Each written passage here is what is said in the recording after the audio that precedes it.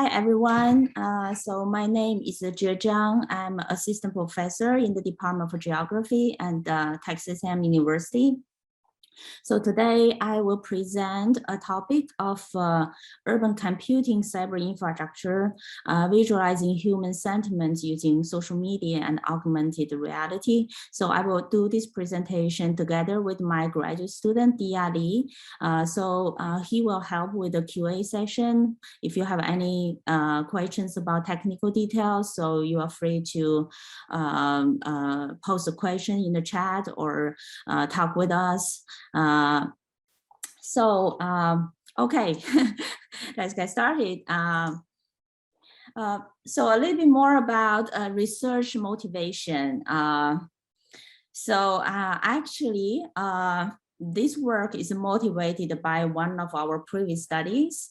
So as we know, the COVID-19 outbreak has forced people to change our plans and then force us to practice social distancing.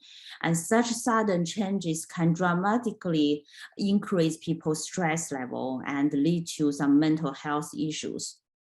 So in our previous study, we have used the social media with geographic information systems. So we applied topic modeling and then developed this health space-time COVID-19 depressive symptoms dashboard to visualize people's depression levels at the space and time scale. And in our previous study, we kind of combining the topic modeling with the clinical Q9 dictionaries. So we actually categorize people's TUIs into different depression levels.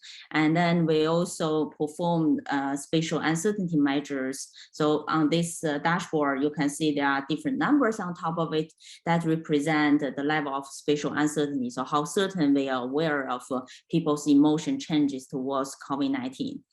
But you might have a question to us.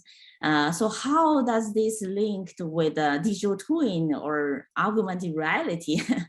So that would be a good question.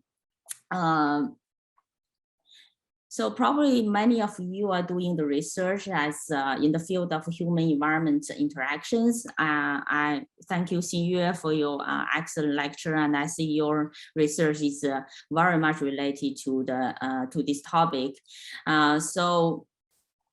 We live in an urban area, right? We share our feelings about our neighborhood to our friends and families and our colleagues through various channels. And social media is one of the important channels for us to share our thoughts and emotions, right? And augmented reality has been used to visualize a different type of geographic information, such as landscape changes, tourist management, critical infrastructure planning, and disaster response management. And in the left side, this figure shows it's one example of Onirix. Is an AR tool that you can use to visualize the point of interest data. But however, this app is only visualizing the location information, but do not support any further, like any real-time, for example, geographic information to support decision-making.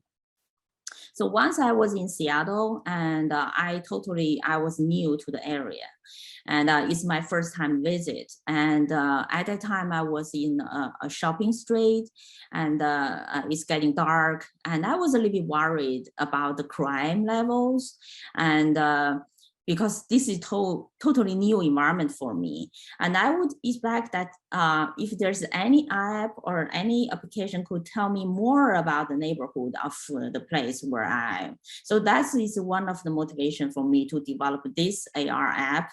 So we want to learn more about our neighborhood through an interactive user interface. But there are many technological bottlenecks. of integrating a real-time geographic information into advanced visualization tools, such as augmented reality, to support spatial decision-making. So for example, at that time, I was thinking, should I still stay in the shopping mall for a couple of hours? Would that be safe? Or when should I leave? Are there buses around me? Or what are the crime rates? So all those information actually is missing from the current AR tools. So our goal is to leverage the advancement of web-based AR system by integrating a social sensing and GIS components to support real-time spatial knowledge discovery and decision-making. And we just got a paper published in ACM workshop last year. So, so in our study, we are focused in the Houston area because it's close to us, and Houston also has suffered a lot from the various kind of disasters, and it has also very serious COVID-19 situations. So we, in this application, we visualize several types of geospatial information. One is the Twitter data, the social sensing. We use social sensing to analyze people's emotion changes, how people feel about the neighborhood and environment. And the second is the crime, as I mentioned earlier, the crime rate of the neighborhood. And of course, we always include the social vulnerability, right? The poverty, and so what type of people living in this neighborhood at census tract level. So this figure shows a general framework of our AR system. So on the top level, we have a social sensing components, right? So we have applied a T5 transfer learning model to develop topic modeling to analyze the tweets. So we categorize tweets into different emotion status, like fear, sad, anger, happy, joy, and that type of categories. So probably I will skip the detail of the formulas, how we transfer that using T5, but you are welcome to read our paper and maybe do some research after this. And then in the middle level, we have a backend server and database management. And then the user interact with our backend through this AR module. I will introduce that later. And we use the TextSM high performance computing resources to process this big Twitter data to reach out a good computational performance. Augmented reality framework. So this figure shows that AR framework. So the AR.js library is built on top of two standard web development libraries. It's called 3.js and JavaScript AR toolkits.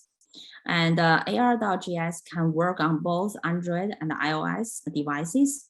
So in this framework, the AMScripton works as a compiler to connect the 3.js and AR toolkits libraries.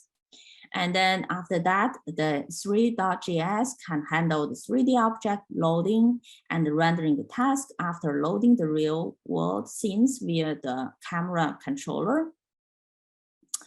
So in order to track the anchor points for fixing the loaded 3D object, the AR toolkit is used to detect AR markers, and then the mobile device cameras and other sensors provides orientations data and the visual information to the AR controller module.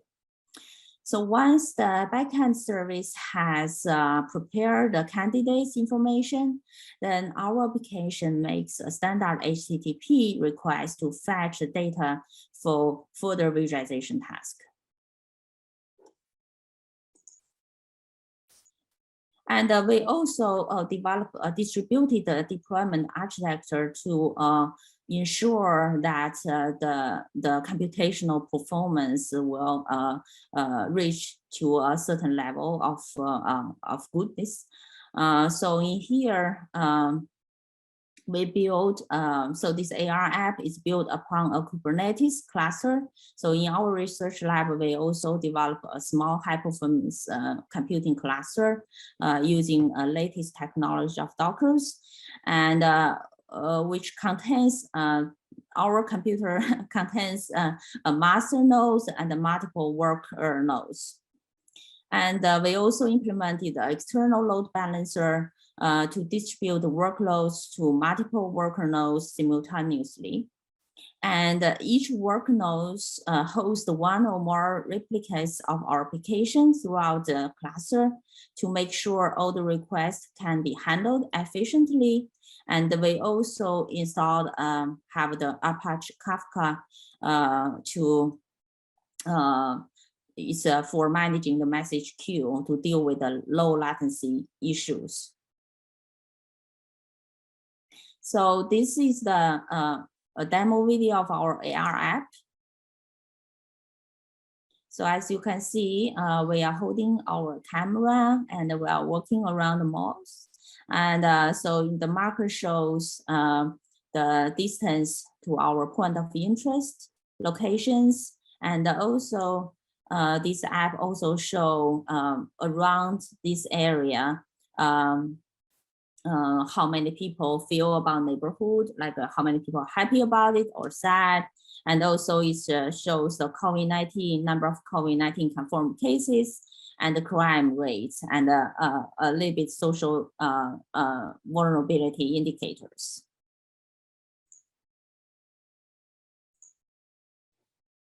So as I explained earlier, we have used the T5 large model with the Adam optimizer to update the weights of neural networks to ensure the computational performance.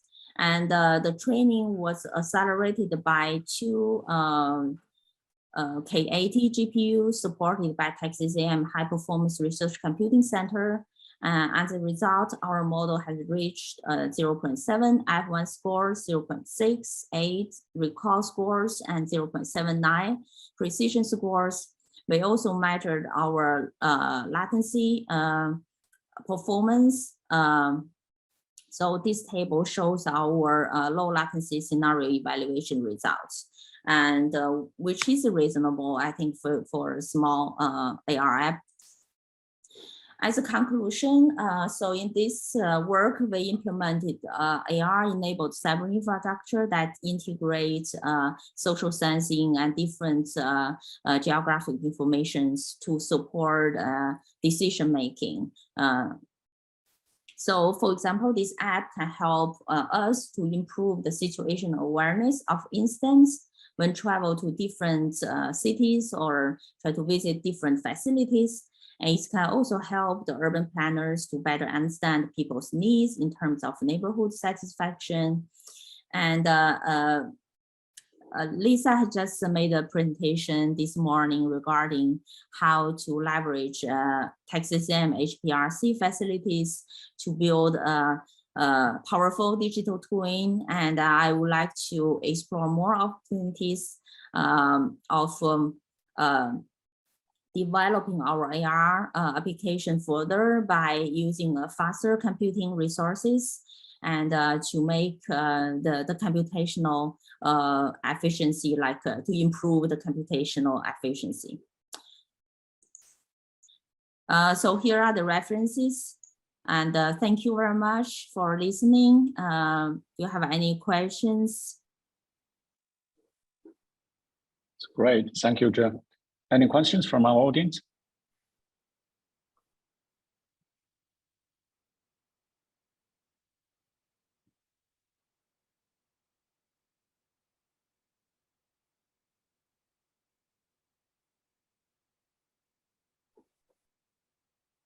Okay, we still have a couple more minutes.